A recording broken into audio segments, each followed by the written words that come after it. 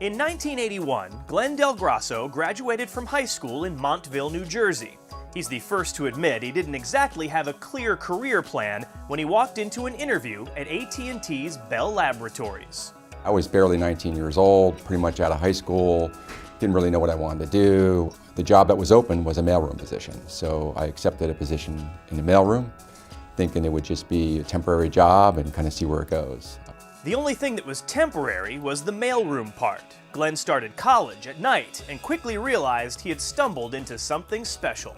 One of the great things was they paid for my education, and I got to move around very quickly. I didn't spend much time in the mailroom. I was only in that group 4 months and got promoted out, and so started my career. It told me that they really cared about their people and they really wanted you to get education, and they made it pretty easy. But college was only the beginning of that education.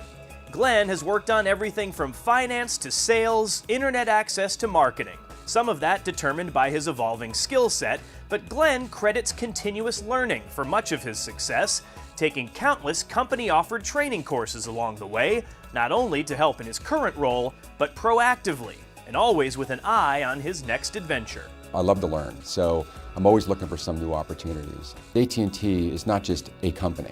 It is so many different businesses, and they specialize in so many different areas. You can have so many different careers. And for me, I break it down as to having like 15 careers at AT&T in very different businesses. So I think that you can't just go into a company like AT&T with a specialty thinking that's where I'm going to be. There's so many other opportunities to expand yourself if you're open to that.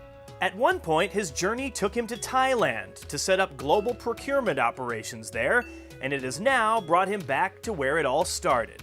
Glenn is back in the laboratories group working in intellectual property, on the cutting edge of innovation, selling and licensing AT&T patents to help other companies close the technology gap.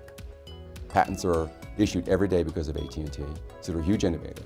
But some of those patents we don't either need because they're not core to our business, or we want to get in the industry to allow them to proliferate that technology and use it themselves. So AT&T has created a large revenue opportunity for the organization by monetizing those assets. Millions of dollars every year in revenue. But for Glenn, it's the ability to help his customers succeed that makes it so rewarding. AT&T had developed some patents that support the hearing aid business. And you say, well, why would they do that? Well, when hearing aids become more and more interoperable with cell phones, AT&T was concerned about some of the quality of that sound that occurred between the device itself, the hearing aid, and the cell phones. So they worked on that technology and hence spit out some patents. That's great for us because it helped to enhance those devices that we sell to our customers. But the core technology behind that we really don't need for ourselves. It's been 35 years since Glenn started in that mailroom, and he can't imagine working for anyone else. But if history tells us anything, it's that Glenn Del Grosso won't stay put for long. It's his curiosity and willingness to learn that has made that 35 years feel so short.